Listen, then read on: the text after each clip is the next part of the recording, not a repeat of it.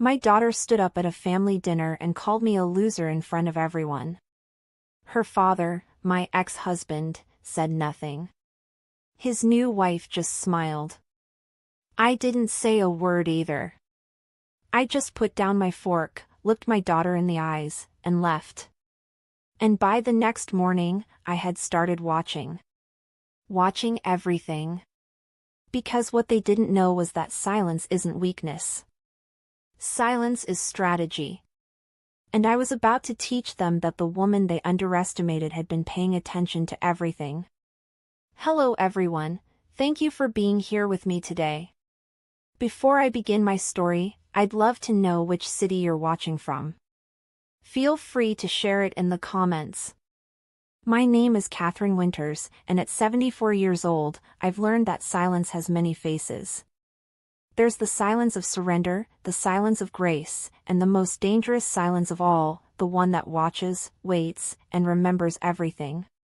That night at the Harvest Moon Inn, surrounded by my family and my ex-husband's new circle, I chose the third kind. The dining room was all exposed beams and candlelight, the kind of place where people go to celebrate milestones. My granddaughter Violet had just gotten into college. That's why we were all there. But my daughter Chloe had other plans for the evening. She'd been different since her father Sterling left me 3 years ago. Angry. Distant. Like somehow the divorce was my failure alone, like I hadn't spent 42 years building a life with that man while he climbed corporate ladders and collected achievements. Now he sat beside Serafina Montgomery, his new wife, a woman who wore her wealth like armor and her smile like a weapon. She was everything I wasn't, apparently. Polished. Connected. Younger by 15 years. The moment came during dessert. Chloe had been drinking wine all evening, her laughter getting louder, her touches on Serafina's arm more frequent. Then she stood up, glass in hand, and the table went quiet. I want to make a toast, she said, her words slightly slurred. To my dad and Serafina. You two are such an inspiration. You know how to live, how to succeed, how to be winners. She turned to me then, her eyes cold. Unlike some people. You're a loser, Mom. Dad's new wife isn't. The silence that followed was suffocating. 12 pairs of eyes swiveled to me. Violet looked horrified. Sterling looked uncomfortable but said nothing. Serafina's smile widened just slightly, like she'd been waiting for this moment. My hands didn't shake. My voice didn't crack.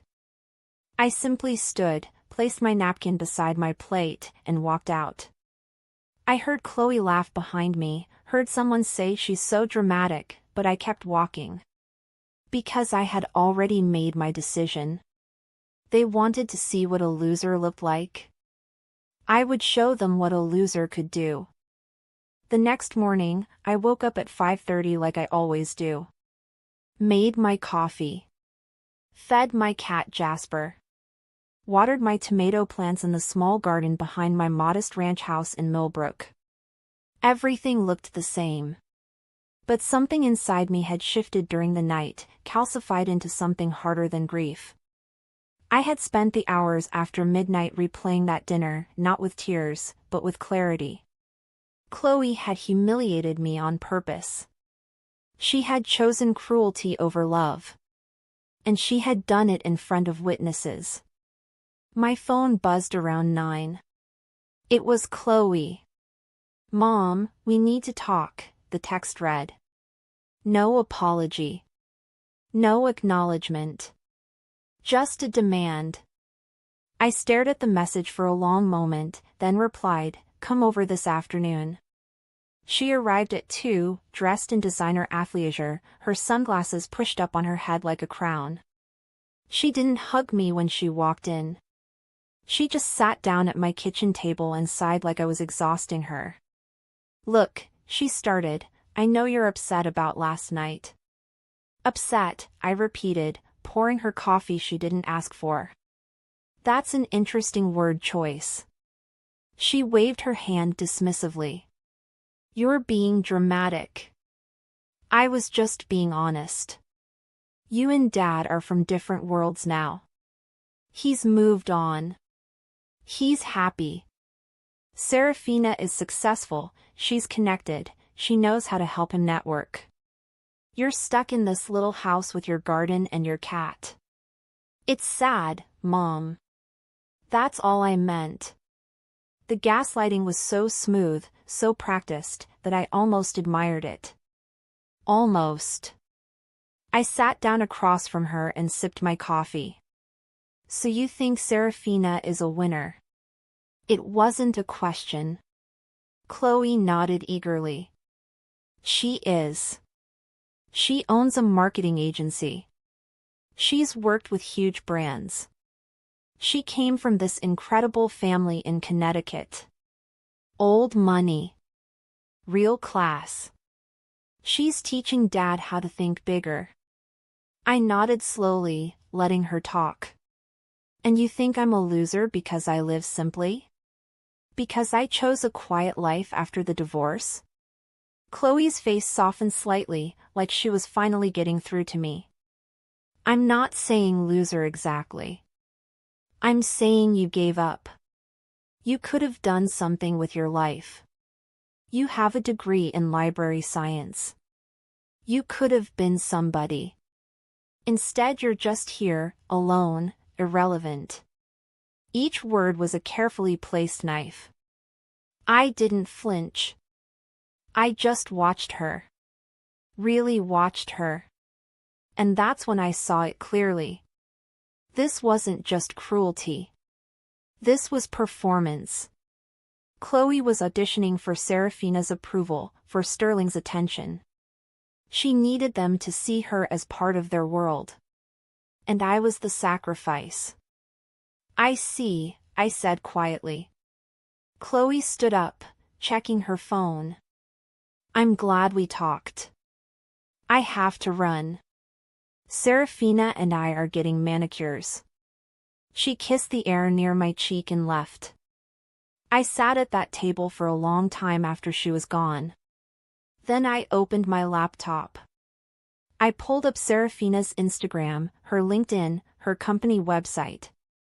And I started reading. Really reading. Because if Chloe thought I was irrelevant, she had forgotten something important. Librarians know how to research. And I had just decided to become very, very thorough. 2 weeks after that conversation, I learned through Violet that there was a big family announcement coming. Grandma, I'm so excited, she whispered during our weekly lunch date at the cafe near her campus. But I'm not supposed to say anything yet. I smiled and squeezed her hand. Then don't, sweetheart. She looked relieved. At 19, Violet was the only one who still called me regularly, who still saw me as a person rather than a relic. I didn't press her for details. I didn't need to. The announcement came 3 days later on Serafina's Instagram. A glossy photo of Sterling, Serafina, and Chloe standing in front of a massive lake house, all of them in white linen, golden hour light making them glow. The caption read, "Thrilled to announce we've purchased our dream family retreat in Lake Champlain. Can't wait to make memories here with the people we love most. Hashtag family first, hashtag lake life, hashtag blessed." The comments poured in. Congratulations. Stunning. You deserve it. I wasn't tagged. I hadn't been told. I hadn't been invited. I zoomed in on the photo, studying every detail. The house was beautiful, cedar shingles and floor-to-ceiling windows. But something else caught my eye. In the background, barely visible through one of those windows, was a person.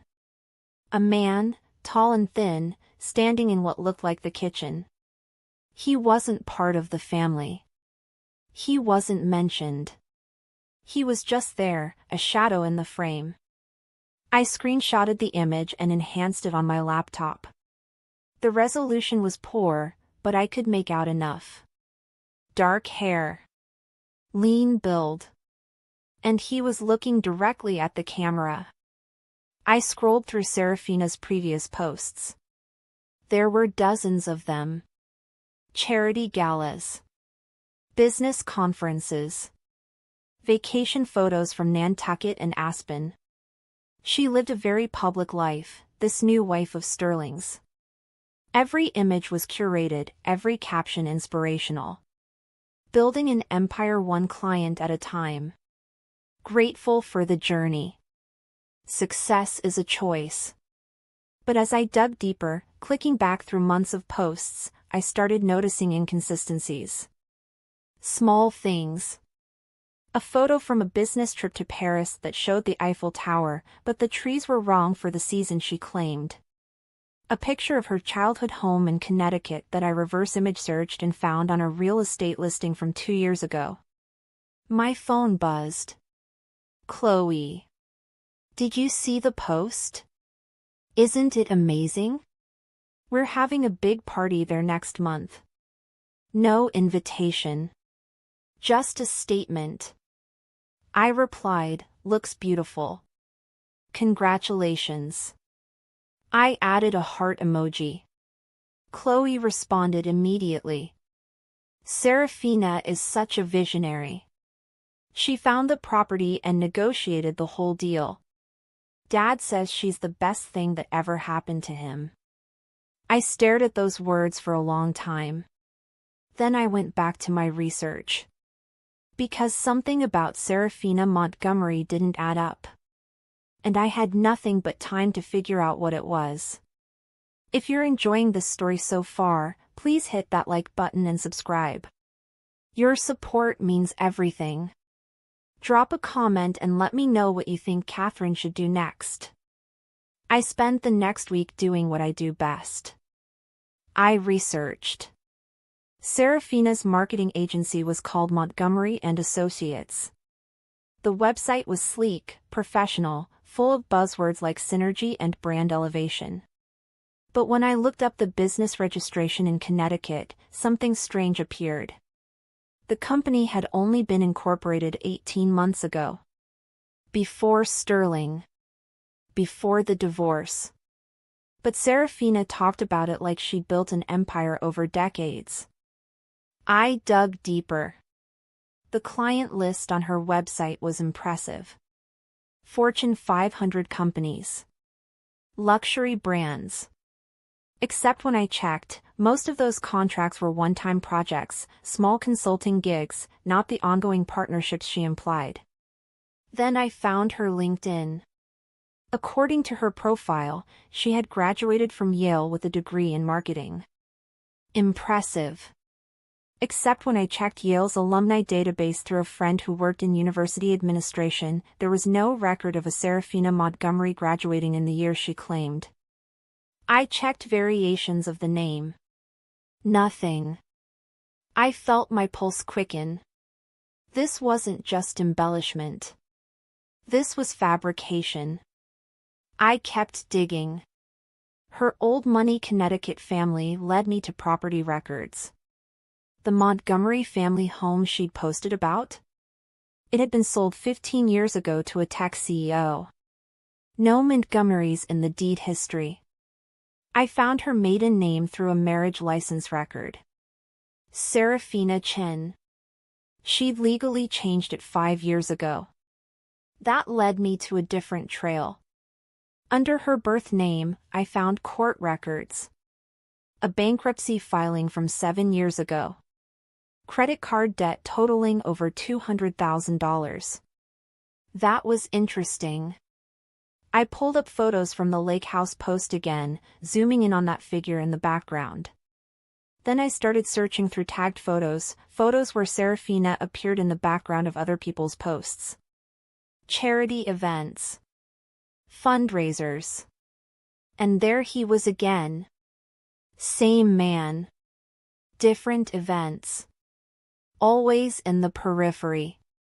I did a reverse image search on his face from the clearest photo I could find. It took me to a Facebook profile. Marcus Chin. Brother. His profile was private, but his cover photo showed him standing with Serafina years ago, before the polished veneer, before the Montgomery name. They were in front of a modest apartment building, both of them younger, smiling. The caption read, "Better days ahead." Marcus's employment history was visible. He'd worked in finance, been fired, then nothing for 3 years. But his most recent check-in was tagged at the Lake Champlain house. The same house Serafina claimed she and Sterling had bought together. My phone rang. It was Chloe. "Mom, I need to ask you something." Her voice was tight, strained. "Of course, sweetheart." "What is it?" There was a long pause. Then, "Can I borrow $5,000? Just for a few weeks. I'm having some cash flow issues with a business investment." I kept my voice neutral. "What kind of investment?" She sighed, irritated. "Does it matter? I'll pay you back.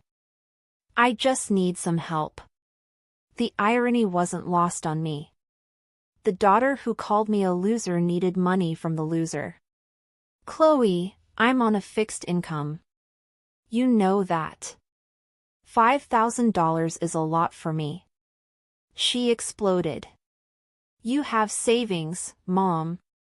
Stop acting like you're poor.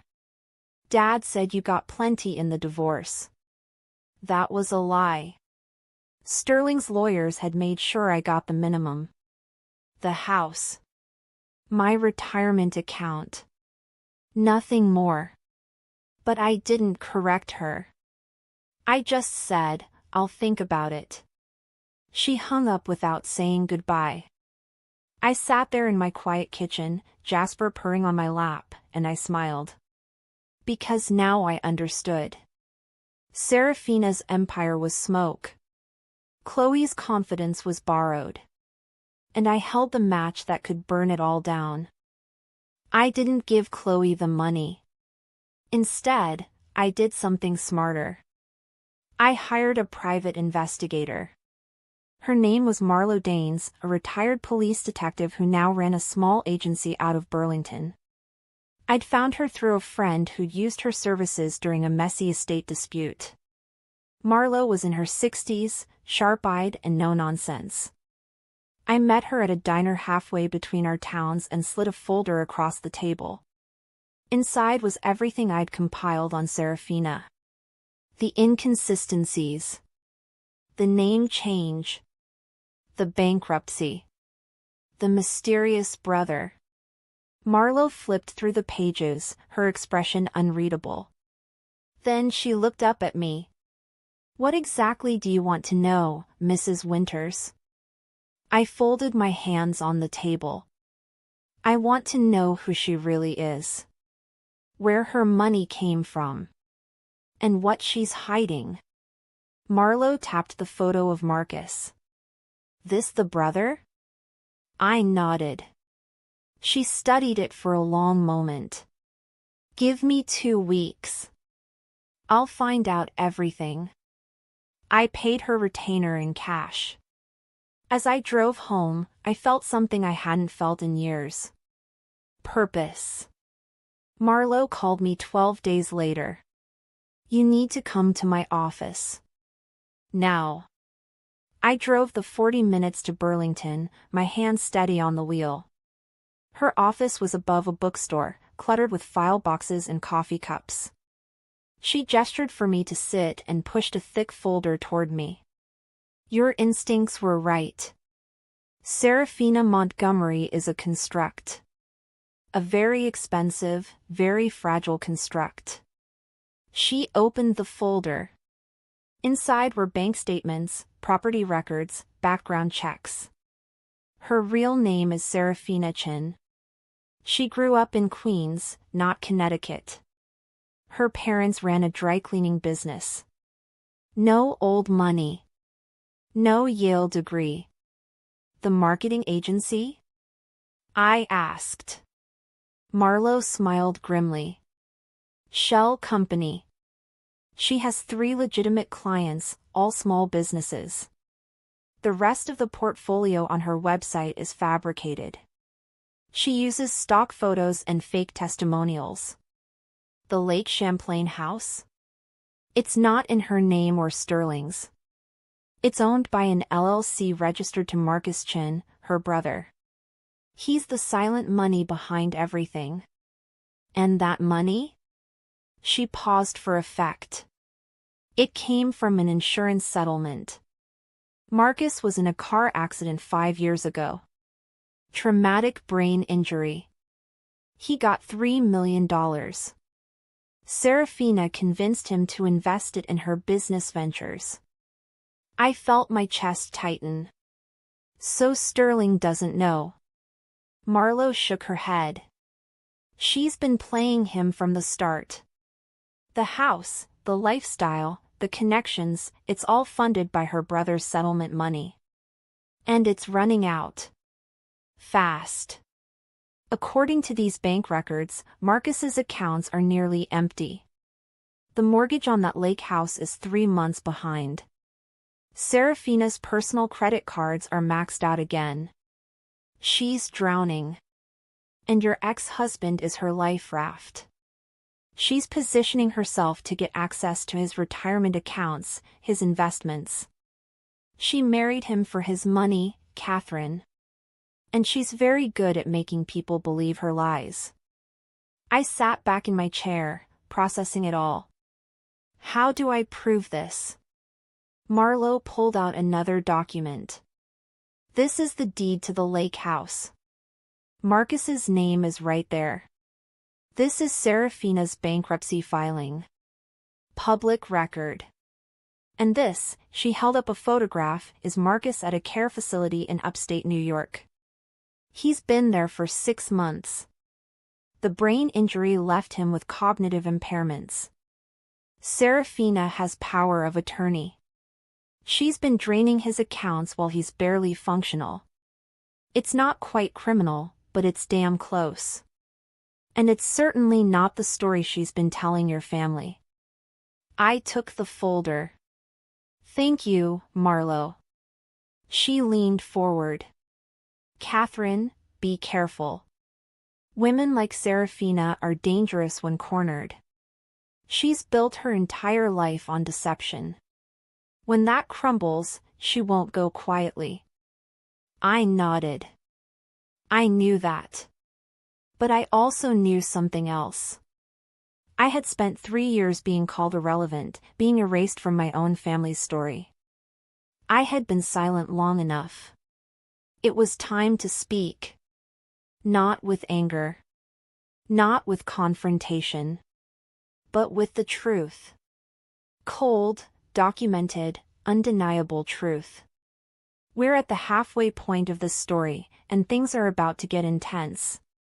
If you want to see how Catherine exposes Serafina, make sure you're subscribed and have notifications turned on. Comment below, Team Catherine or Team Serafina? The invitation arrived 3 weeks later. Heavy cardstock, gold lettering.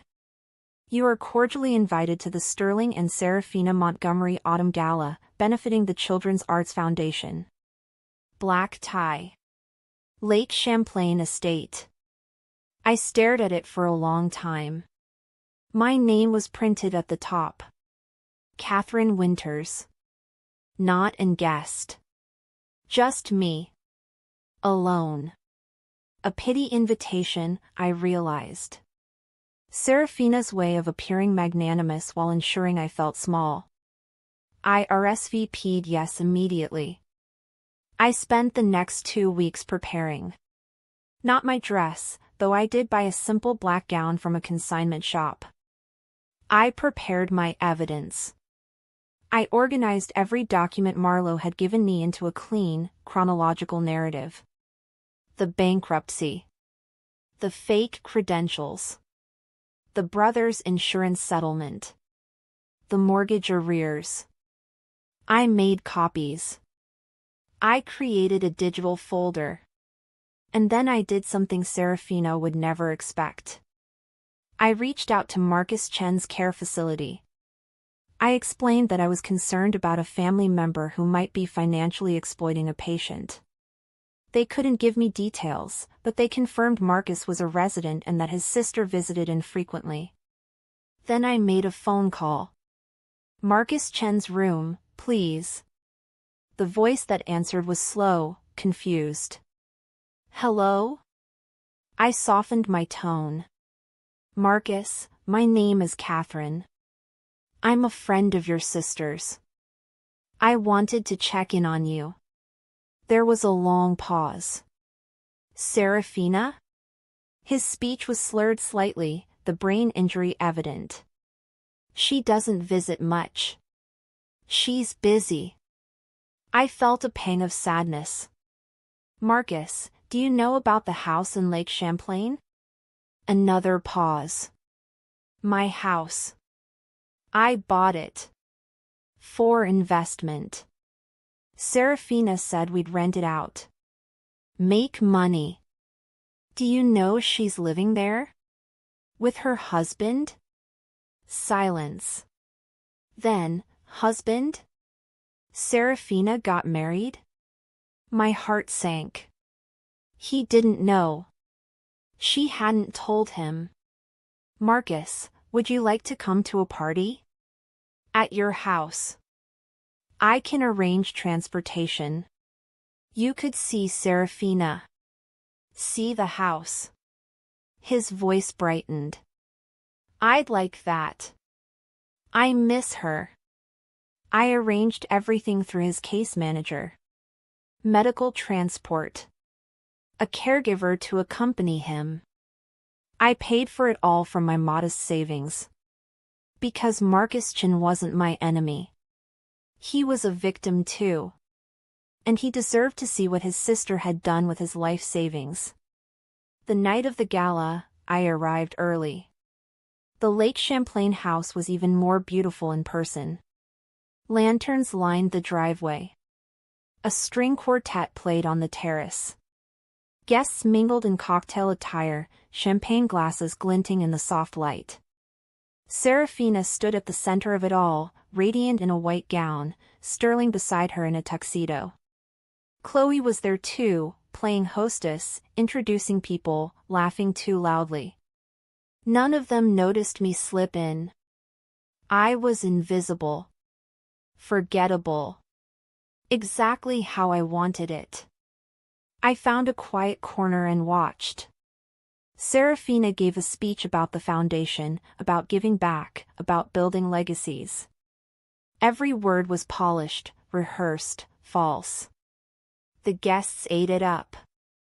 I checked my phone. Marcus's transport was 15 minutes away. I had timed this perfectly. As Serafina finished her speech to applause, I moved through the crowd toward Violet. "Grandma," she hugged me. "I'm so glad you came." I squeezed her hand.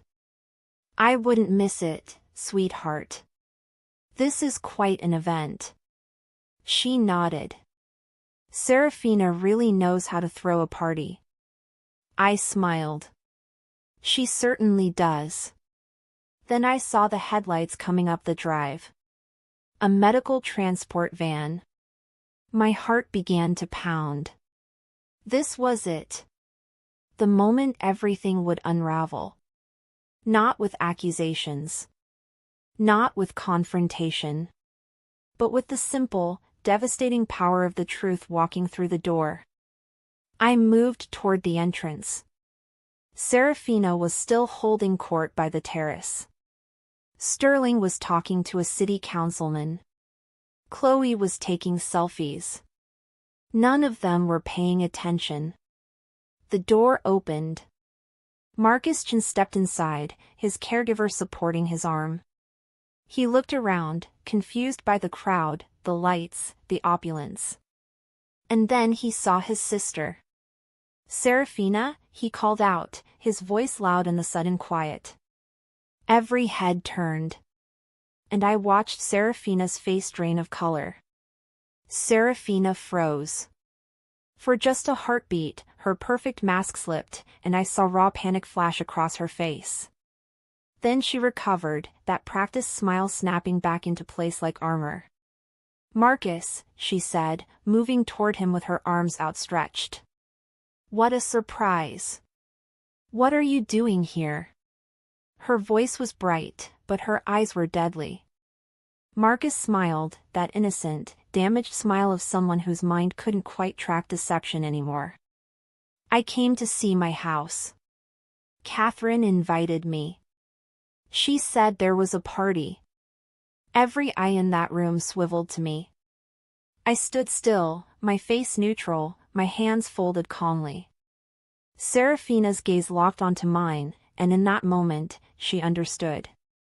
This wasn't an accident. This was an execution. Sterling stepped forward, confused.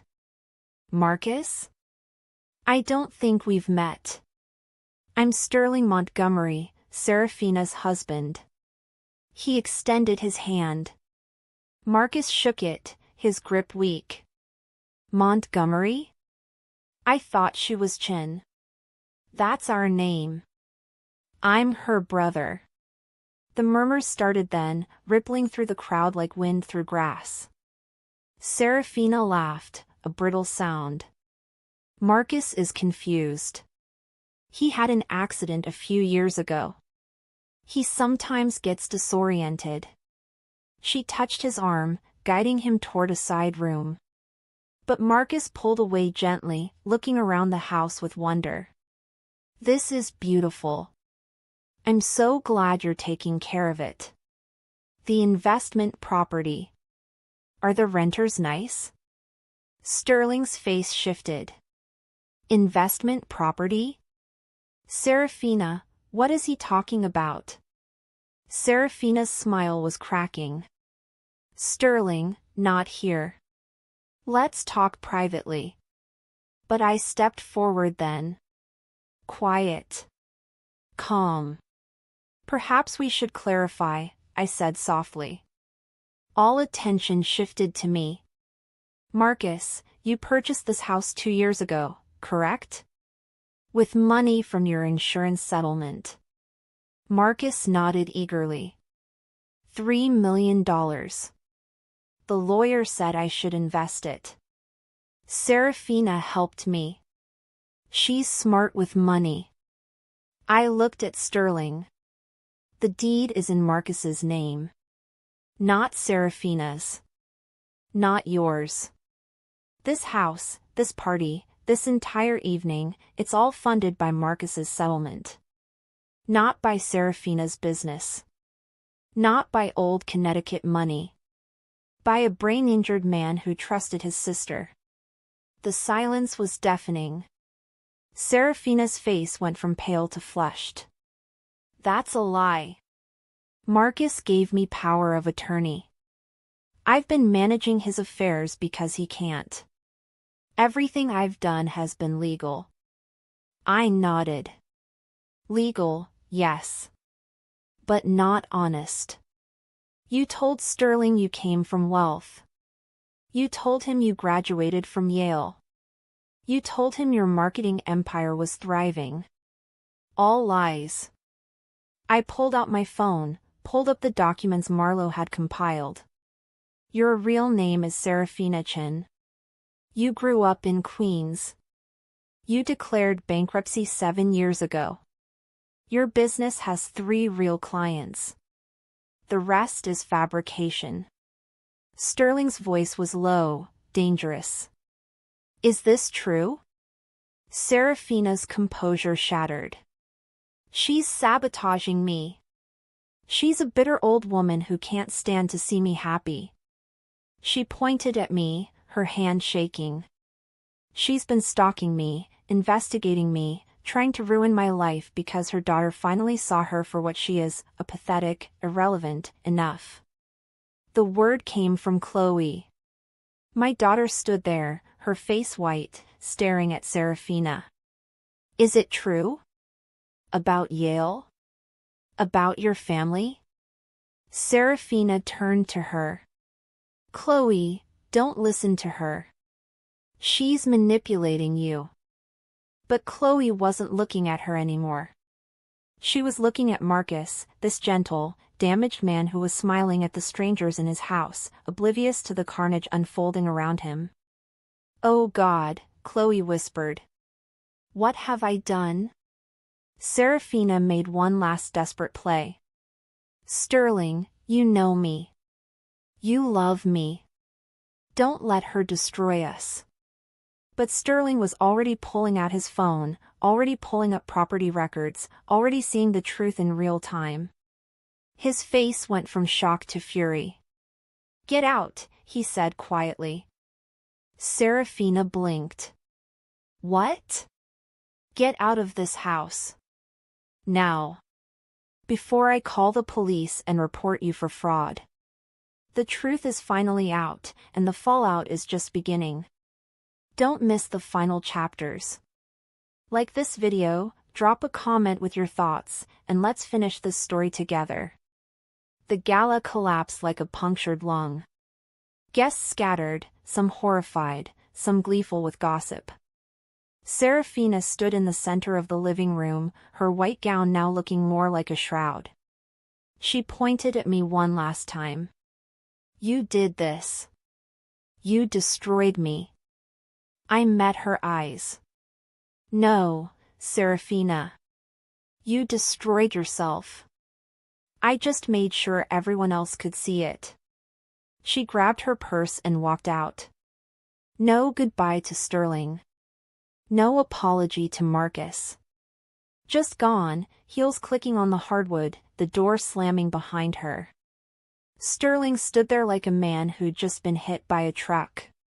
Marcus's caregiver was trying to explain the situation to him, but Marcus just wanted to know if he could stay and see the rest of the house. I approached Sterling. "I'm sorry you had to find out this way." He looked at me, his face a landscape of betrayal. "Did you know? Before tonight?" I nodded. "For a few weeks. I had a private investigator confirm everything." He ran his hand through his hair. "Why didn't you just tell me? Why the ambush?" "Because you wouldn't have believed me," I said simply. "If I'd come to you with accusations, you would have dismissed me as a jealous ex-wife. Serafina would have spun a story. She would have painted me as unstable, vindictive. The only way to make you see was to let the truth speak for itself. Marcus is the truth. Documents are the truth. I'm just the person who put them in front of you." Sterling sank onto the leather couch, his head in his hands. "I was going to put her on my retirement accounts. Next month. She said we needed to combine assets for estate planning." I sat down across from him, keeping my distance. "She was running out of time. Marcus's money is almost gone. She needed access to yours." Sterling looked up at me, and for a moment, I saw the man I'd married 42 years ago. Younger, softer, uncertain. "I'm such a fool." I shook my head. "You're human." She was very good at what she did. We sat in silence for a moment. Then Sterling said, "Where's Chloe?" I looked around. She was gone. Probably left when the crowd dispersed, too humiliated to face either of us. Violet appeared beside me, wrapping her arm around my shoulders. "Grandma, that was the most badass thing I've ever seen." Despite everything, I smiled. "Language, sweetheart." But she wasn't wrong. It felt good. Not vindictive good. Just clean good. Like lancing an infection. I turned to Sterling. "What will you do about the house?" He looked around. "It's not mine to do anything with. It's Marcus's. I'll help him get proper financial guardianship. Someone who isn't his sister. And I'll make sure he's taken care of." That was something, at least. Marcus's caregiver approached. We should get him back to the facility. This has been a lot of stimulation. I nodded and walked over to Marcus. Thank you for coming tonight, Marcus. It was very brave of you. He smiled at me, that sweet, broken smile. Did I help? Serafina said I should always try to help. My throat tightened. You helped more than you know. As they left, I watched the taillights disappear down the long driveway. The house felt emptier now. Hollow. Like a stage after the play ends. Sterling stood beside me. For what it's worth, Catherine, you were never a loser. You were the strongest person in that marriage. I just couldn't see it. I looked at him. I know. There was nothing left to say. Our marriage was over years ago. This wasn't reconciliation. It was closure. Different thing entirely. I gathered my coat. Violet drove me home. As we pulled into my driveway, she said, Mom called me. She wants to talk to you. I nodded. Tell her I'm home. She knows where to find me. But I didn't expect her to come. Not tonight. Maybe not ever. Chloe appeared on my doorstep 3 days later. She looked terrible. No makeup. Eyes swollen from crying. She stood there in yoga pants and an old college sweatshirt, looking more like my daughter than she had in 3 years. I opened the door wider. Come in. She stepped inside but didn't sit down. Just stood in my small living room, arms wrapped around herself like she was holding something broken together. I don't know what to say to you, she whispered. I poured 2 cups of tea and handed her one. Then don't say anything yet. Just sit. We sat in silence for a long time. Jasper jumped onto Chloe's lap, and she absently stroked his fur. Finally, she spoke. I called you a loser in front of everyone. I chose Serafina over you. I believed everything she said. I thought you were pathetic. Her voice cracked. And the whole time, you were the only one paying attention. You were the only one who saw through her. I'm so ashamed, Mom. I don't know how to fix this. I sipped my tea. You can't fix it. You can only move forward from it.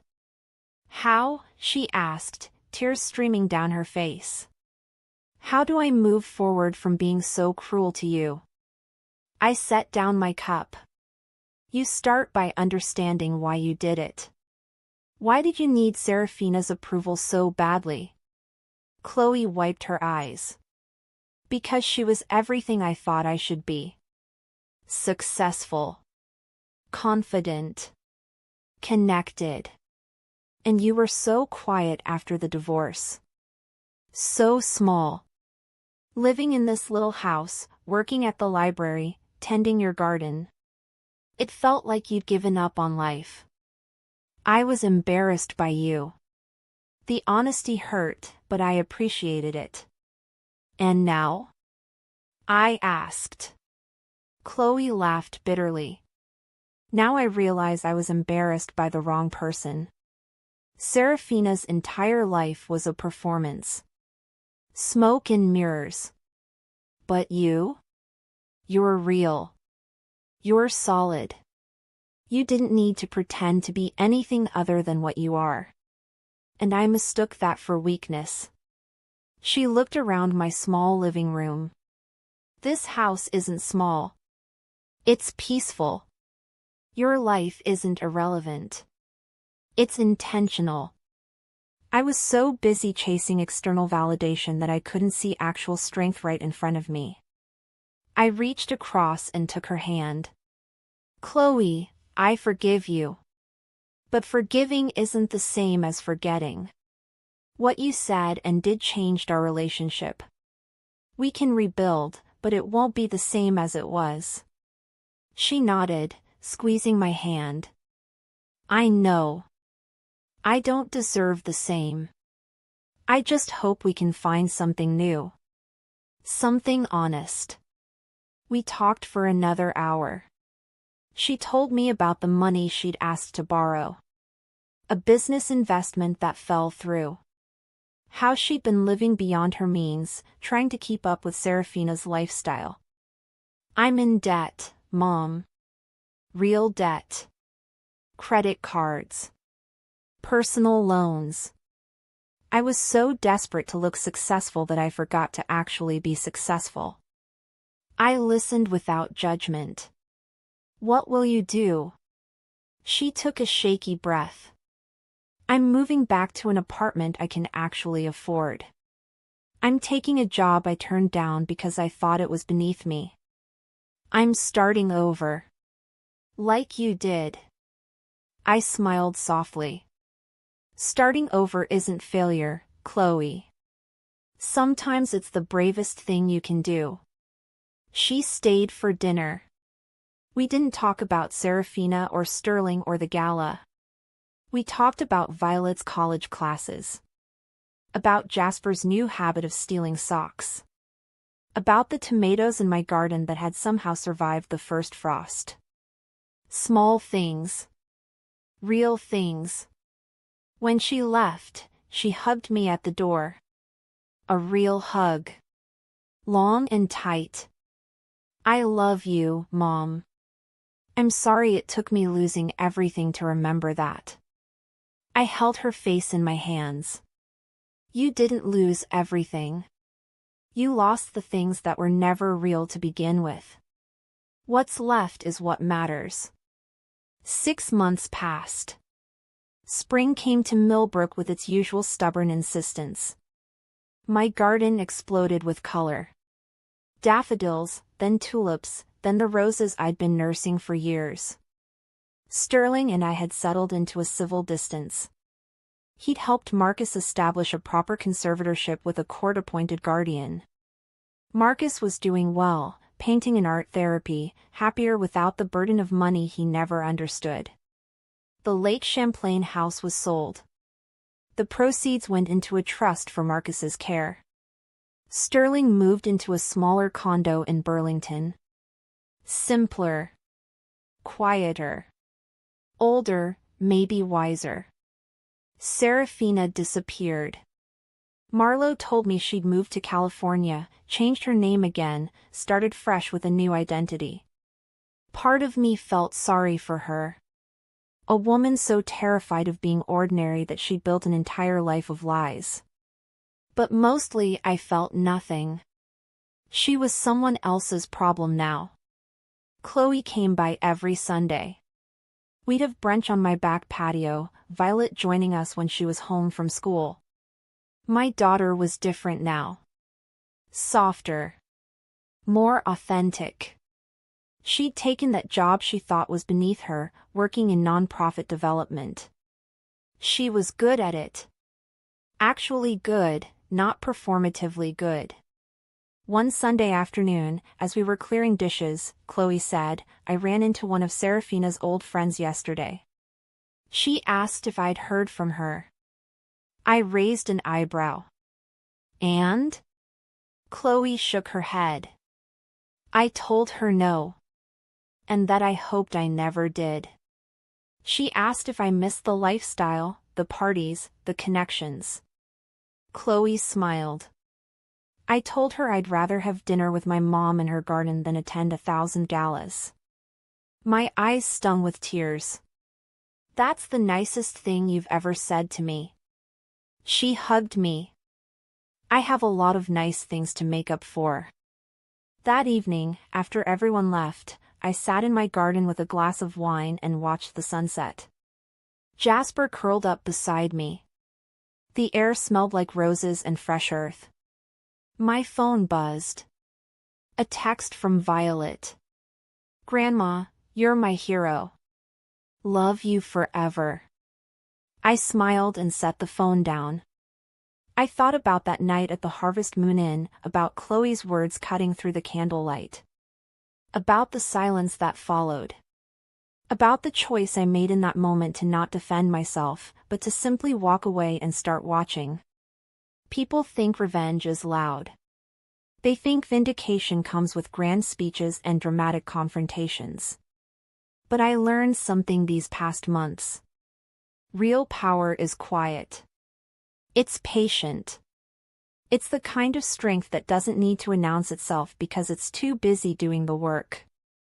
I didn't destroy Serafina with cruelty or rage. I destroyed her with truth. And truth doesn't need to be loud. It just needs to be undeniable. I thought about Sterling, about 42 years of marriage that ended because he wanted something shinier, something that looked more like success. And he got it. For a while. But shine fades when it's just polish on rot. What lasts is substance. What endures is truth. I wasn't a loser. I was never a loser. I was just a woman who chose a quiet life after a loud ending. And that's not weakness. That's wisdom. My daughter learned that the hard way. Sterling learned it too late. But they learned. And maybe that's all any of us can hope for, that the people we love eventually see us for who we really are, not who they need us to be. I finished my wine and went inside. Jasper followed. Tomorrow I'd start planting the fall vegetables. Lettuce, kale, spinach. Things that grow strong in cool weather. Like me. Like everything that matters. The storms pass. What's rooted survives. And I was deeply, permanently rooted. Finally, beautifully free. Thank you so much for joining me on Catherine's journey. If this story resonated with you, please like this video, subscribe to the channel, and share it with someone who needs to hear it. Remember, silence isn't weakness. Sometimes, it's the most powerful weapon you have. Drop a comment and tell me what you learned from Catherine's story. I read every single one. Until next time, stay strong, stay true, and never let anyone make you feel small.